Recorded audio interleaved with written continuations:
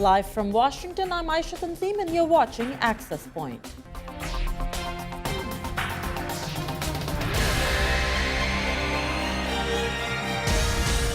This week's ministerial level meeting of US-Pakistan strategic dialogue focused on how to move forward in the bilateral relationship. Pakistan's de facto foreign minister Sartaj Aziz laid out a blueprint, his ideas on what would take this relationship from transactional to strategic. To discuss the merit of those ideas, we have Shuja Nawaz of the Atlantic Council and Michael Kugelman of the Wilson Center. Welcome to Access Point. Starting with you, Mr. Nawaz, how did it go? I think it went as well as it can be expected, but we shouldn't bring out the music and the celebration right away. This is really a maintenance phase of this relationship. When you are in as deep a hole as the US-Pakistan relationship was 2 years ago, the only way is to go up. And they are now trying to go back to that level. It will still remain for 2014, in my view, a transactional relationship, primarily because the US is foremost interested in Pakistan's support in an orderly withdrawal from Afghanistan.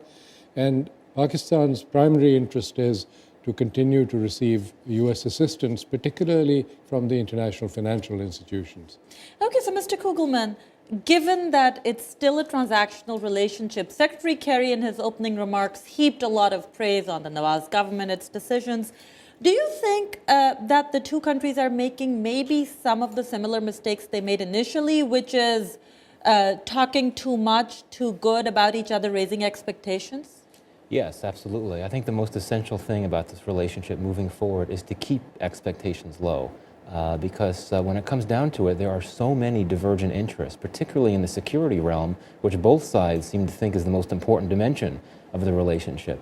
They really are not going to agree on many things when it comes down to it. So I think it's good, on the one hand, that there was a lot of emphasis on non-security issues. If you look at the joint statement after the meeting, the first 3 or 4 items pertain to energy, education, trade cooperation. It took a while before security even came up, which was significant. But when it comes down to it, security will be the major priority, and yet they think of militancy in very different ways, and it's just, I think I would agree with Shuja that we need to be very realistic in moving forward. This really will be a transactional relationship. So we'll come back to security and talk a lot about it. As you said, this is the main part. I want to point out the 4 things that Mr. Aziz mentioned that will move this relationship forward. All very significant. Mutual trust, he said. He said Pakistan should not be looked at through the lens of Afghanistan or terrorism. Pakistan's long-term security concerns should be taken into account. And that he said that when India needs something from Pakistan, US pressures Pakistan, doesn't happen. The reverse doesn't happen. So let's talk about that. Mutual trust, Mr. Nawaz, you already said it's a transactional relationship. Mutual trust on 2 main issues, fighting extremism and nuclear safety. Where does it stand? I think on the nuclear safety issue, the US and other people around the world have a reasonably high level of confidence in terms of Pakistan's ability to safeguard its nuclear assets. Till proven otherwise. There isn't 100% security in any country in the world, even in the United States.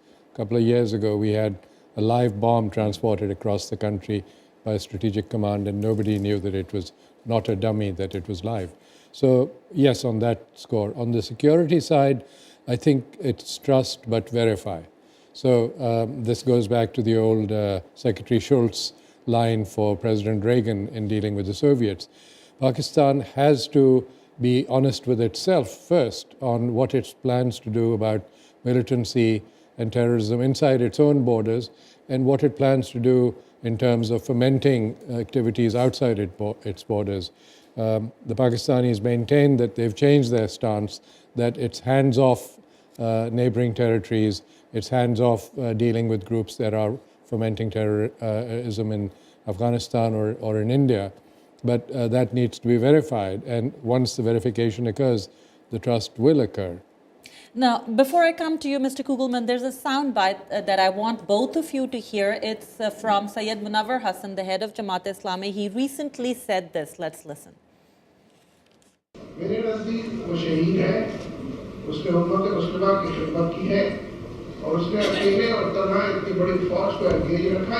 आज के नौजवान के रगो रेशे में Usama bin Laden सरायत कर चुका है और आज के नौजवान के ख्यालात और फिक्र की दुनिया में वो छा चुका है। I apologize for the bad sound. So let me quickly summarize. He said that Osama bin Laden is definitely a martyr, that he's a hero for keeping such a large contingent of U.S. and other militaries at bay for so long. At a different occasion, he also said that bin Laden will live in the hearts and minds of the youth, the Muslim world, etc., etc. This is not a banned outfit saying this. This is the leader of a party that's in the coalition in the KPK government. Mr. Kugelman, what does that do for that trust that Mr. Nawaz was talking about? Well, I mean, Mr. Hassan is not a cabinet minister, so I don't think we should put too much significance in his remarks. But I think that Washington understands certainly that this type of view and mentality is not unusual in Pakistan. So certainly Washington would read this as reflecting some level of public sentiment.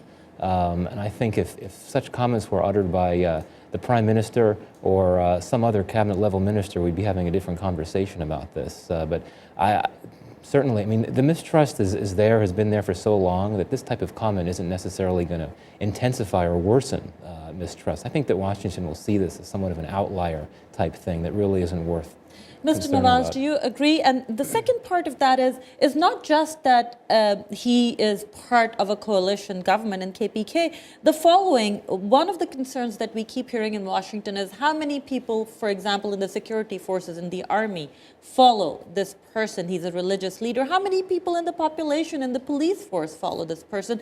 Those people who are out there fighting terrorism.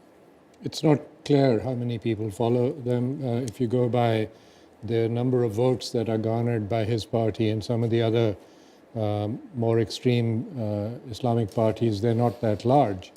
But they are an issue, and they're an issue that the government of Pakistan at the center and the provincial governments will have to face, because this is not something that Prime Minister Nawaz Sharif can simply do by fiat from Islamabad. He can't simply say, we're done with terrorism, and that would be the end of it. His own party in the government in the Punjab will have to move against them. The KPK party under Imran Khan will have to move in their province. The Pakistan People's Party will have to move in Sindh. And the nationalists will have to force their coalition to do something in Balochistan. And then, of course, there are the sectarian issues. So a voice has to be heard from the center declaring the intentions of the government, and to then try and see how you can put that into practice. This means that the government has to shape the environment. They have to bring the public on board with their plans and simply not announce them and hope that they will work. Nor can they simply pass this on to the military and say, you go and do your job and we'll catch up with you.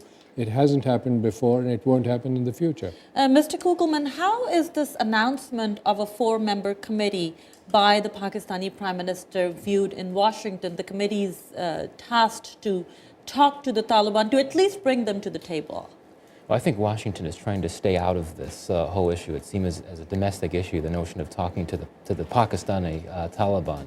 I would think, though, that there's not a particular amount of support and enthusiasm here in this town for the idea of trying to reach out one more time to the TTP. But do you think it has implications bilaterally, U.S.-Pakistan, but also Pakistan-Afghanistan, if they try to talk to the Taliban? What do you see happening here? Well, I don't really think this will have any implications for the U.S.-Pakistan relationship. In terms of, certainly in terms of relations with Afghanistan, that's a whole other story. I mean, the Afghan-Pakistan relationship is arguably one of the worst bilateral, one of the most unpleasant relationships in South Asia.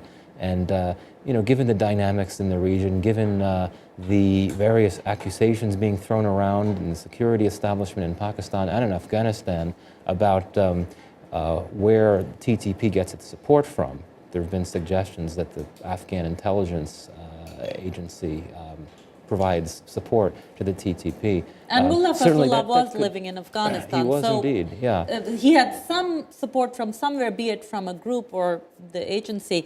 Mr. Nawaz, moving on to Afghanistan, which is going to be the issue of 2014, State Department officials are saying Pakistan tried to bring the Taliban to the table. They really tried. They said Pakistan's been quite cooperative. What does that mean? Pakistan doesn't have an influence over them anymore?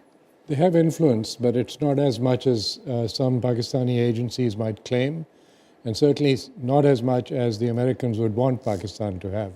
And so I think we have to be realistic about that. On Afghanistan, I should say that the Prime Minister of Pakistan has made a very great effort.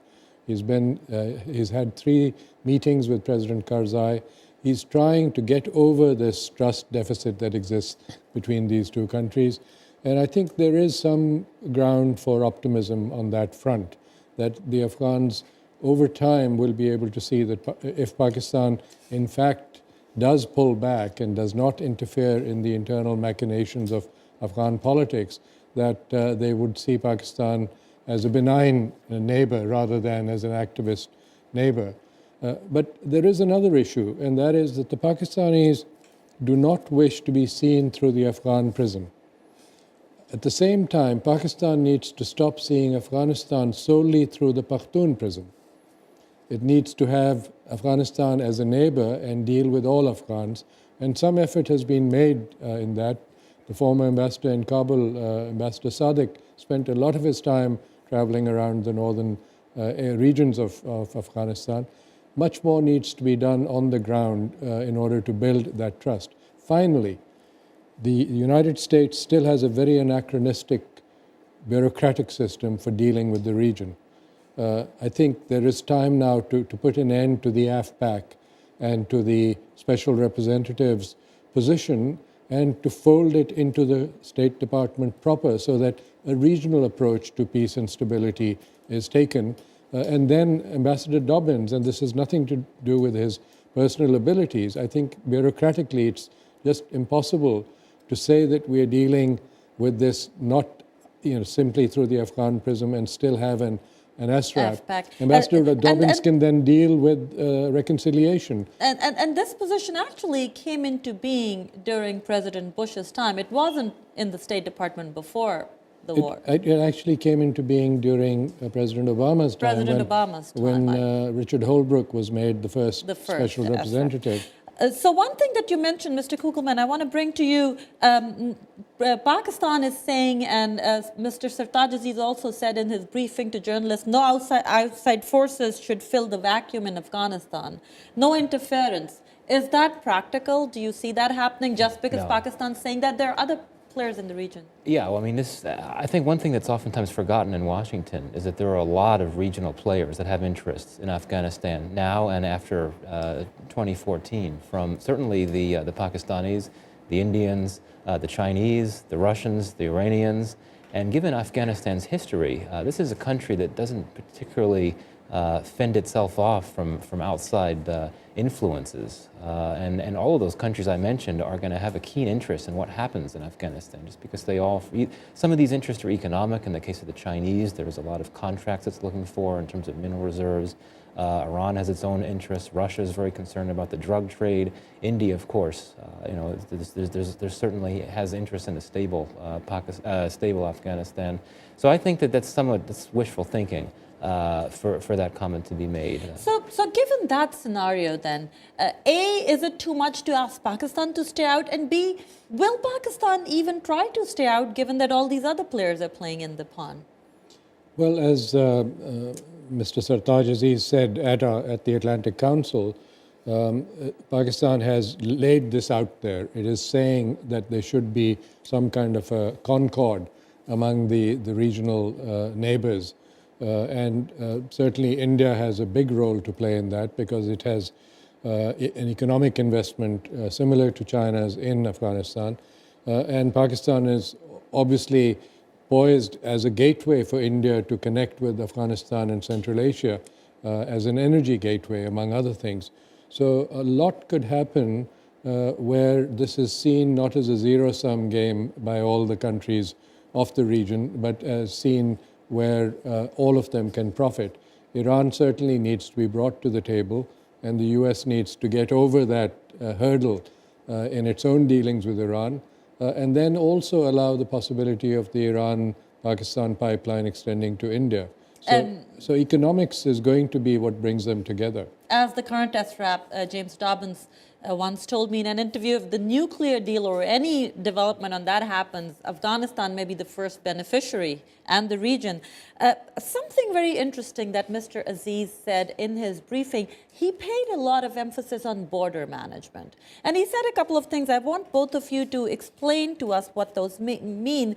He said Pakistan will not interfere in the BSA in any way. It's between US and Afghanistan. But he did expect that if hostilities grow, there'll be a spillover in Pakistan. He definitely suggested there'll be a recession post-2014, and he said that'll have a spillover effect in Pakistan. He said, we are trying to close the border. No more refugees from Afghanistan, and no more extremist fighters from this end. Mr. Kugelman, how practical is that? Well, this happens to be one of the largest, most porous borders in the world, so unfortunately it's not going to be that easy to do. But I mean, of course, certainly he makes a good point, because there are cross-border attacks from both sides of the border that have been very harmful for relations for the Afghans and the Pakistanis.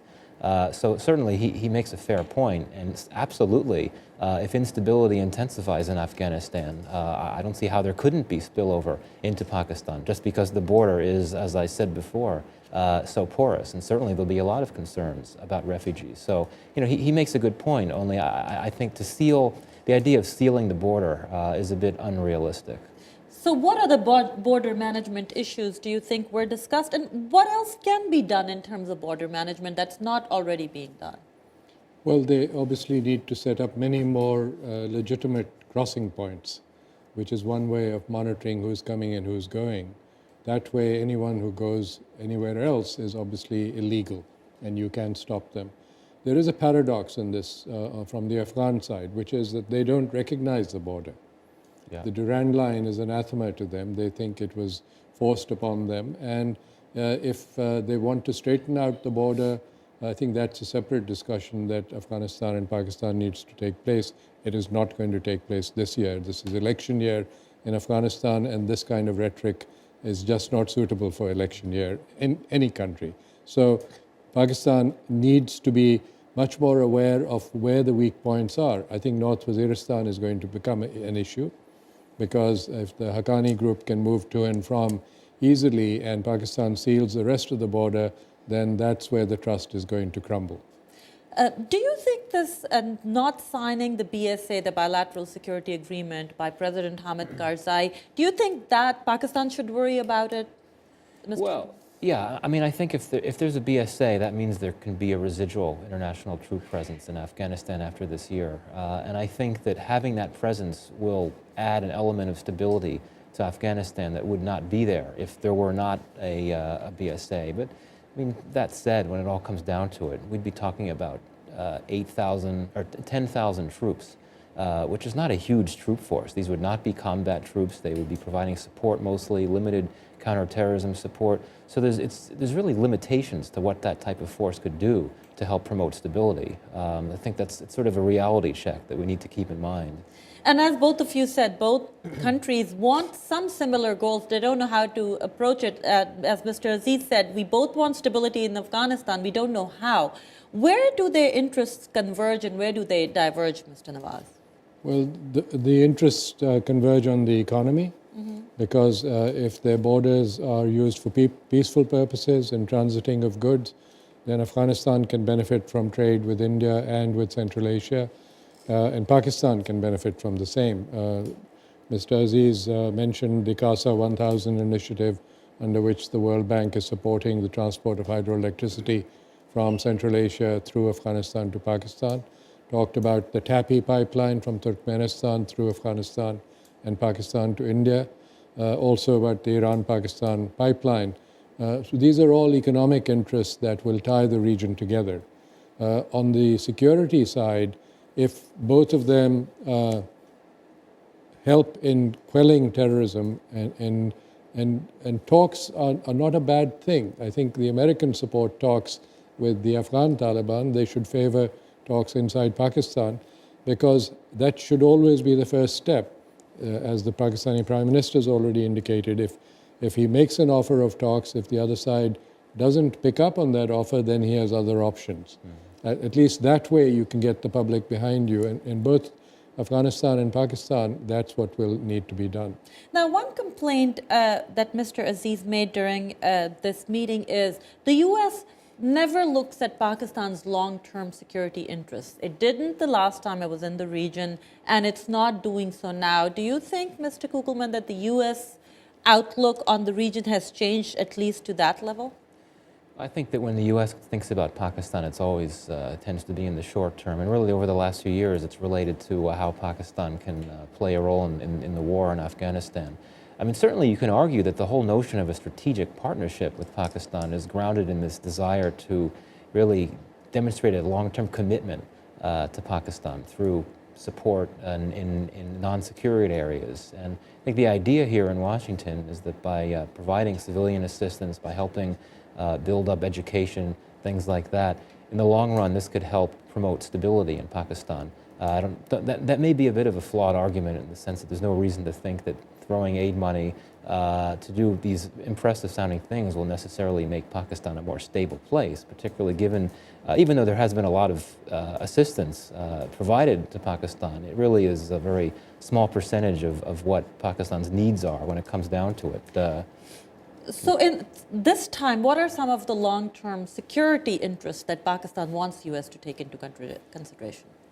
I think Pakistan's long-term security interest is in a stable neighborhood, in good relations with its neighbors to the east and the west. And I think the U.S. can play a role behind the scenes in that. I don't think India would welcome an overt U.S. Role in this, and particularly given some of the more recent, the contretemps between India and the United States, I don't think we should expect much on that front. But certainly between Afghanistan and Pakistan, to reduce some of the suspicion and the animosity that characterized this relationship in the past. But I think in the end, security is really dependent on what happens inside the country, and helping Pakistan improve its economy, improve its society, building relationships not solely with security institutions or with political leaders, but particularly with society, and within society with the business community of Pakistan, I think would be a great step forward. There is a very active and growing business community. They're now becoming more politically active. They want access to US markets, and the US has been loath to give them what now the European community has given them, say for textiles, to give them GSP+. These are very specific things that the administration can and should be able to do, but it is not doing enough, and I think this is probably the agenda that needs to be set for the next couple of years. Secretary Kerry talked a lot about people-to-people contacts. He said that's his personal commitment. Do you think that was more talk, or do you think he really feels very strongly about this? No, I think he does, and this is something the Obama administration has focused on for quite some time. It's certainly something that Richard Holbrooke wanted to do, is emphasize the so-called private-to-private aspect of the relationship, because after all, there's so much less mistrust and hostility in the private sphere. And you have in this country a very vibrant diaspora that's done made a lot of efforts. And I'm talking about people in the entrepreneurs, the financial industry, all walks of life, Pakistani Americans, doctors, who are interested in doing things to bring the two countries closer together. So, and the State Department, the White House has drawn on this resource before, and I think it wants to continue to do that. So, no, I think this is one case where we weren't just hearing talk. This is something that the U.S. government really feels very strongly about. Do you think that the complaint that U.S. really puts more pressure on Pakistan vis-a-vis India and does not put pressure on India, do you think it's a legitimate complaint of Pakistan, or do you think Pakistan on its side is not doing enough and it's asked to do something? I don't think it should be a quid pro quo. The relationship is no longer hyphenated, hasn't been hyphenated in quite a while. And I think it's in Pakistan's interest, and I'm delighted that the Pakistani Prime Minister has decided that in spite of the uncertainties facing India with the elections coming up, that he's found a way of finessing the MFN issue and giving India non-discriminatory access. A lot of things are being done through regulations, through improving the borders, improving the visa regime, allowing businessmen to travel to and from and make deals. I think those are the kinds of things that will really matter, rather than Pakistan trying to get the US to put pressure on India. That will never work because the Indians are very allergic to such pressure. We recently saw that in New York. We with should the also counselors. remember that the largest number of Fulbright scholars now are coming from Pakistan to the US.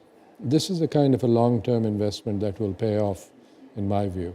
At one time, Mr. Kugelman, there was a lot of pressure from U.S. vis-a-vis Lashkar-e-Taiba, a bounty of $10 million on giving information on Hafiz Saeed. Do you think that that'll continue, or that has eased up? How is that moving? Yeah, well, that's always going to be there. That's always going to be a concern of the U.S.'s. But I think at this point, given how intent the United States is trying to forge any type of cooperation possible with Pakistan on the Afghan endgame story, I think we're going to see Washington holding back on these issues, these interests that the United States has, but that are not shared by Pakistan, obviously, and that could therefore become tension points. So, there are other things too, like the case of Shakil Afridi, the CIA doctor. This is something that the United States wants him out of jail. And there had been a lot of pressure for that recently, but not hearing quite as much about that. I doubt it came up during the strategic dialogue, and I don't know, I could be wrong, but I doubt an issue like that came up. So I think these points that are clear tension points, the U.S. is going to try to hold back and not mention those to the extent that it can, since it's such a critical year. Do you think behind the scenes either the White House or the State Department work, but because recently the U.S. Congress held back some aid, $33 million, for the release of Dr. Shakil Afridi, but $33 million is literally a drop in the bucket given the billions going to Pakistan. So that sounded like we want to make a point, but we really don't want to pressure you. Am I accurate or am I misreading it? There aren't billions going to Pakistan. In a normal year, about $1 billion odd goes for CSF relief, and that's already a year behind in terms of payments. Under the Kerry-Lugar-Berman bill, it was $7.5 billion over 5 years. Ordinary Pakistanis are sending on annually $13 to $14 billion a year. So yes, but symbolically, the $33 million was seen by Congress as a signal to Pakistan. It's not being well received in Pakistan for the simple reason that they feel this is a judicial matter dealing with a Pakistani citizen. Now, how well or how badly they handled it is their issue. The US Congress and the US government cannot certainly pressure Pakistan into doing anything against their judicial system. And in Pakistan, you always hear the talk of exchanging Dr. Shakil Afridi for Dr. Afia Siddiqui. And Minister Aziz talked about that and said that was certainly not on the cards. These were two very different issues. We're dealing, he said, in one case with a person who's not an American citizen, that's Shakil Afridi. Now, given that this is 2014 and the emphasis is going to be on the drawdown from Afghanistan, what are the big issues that you see coming up in 2014 that may be points of concern for both countries?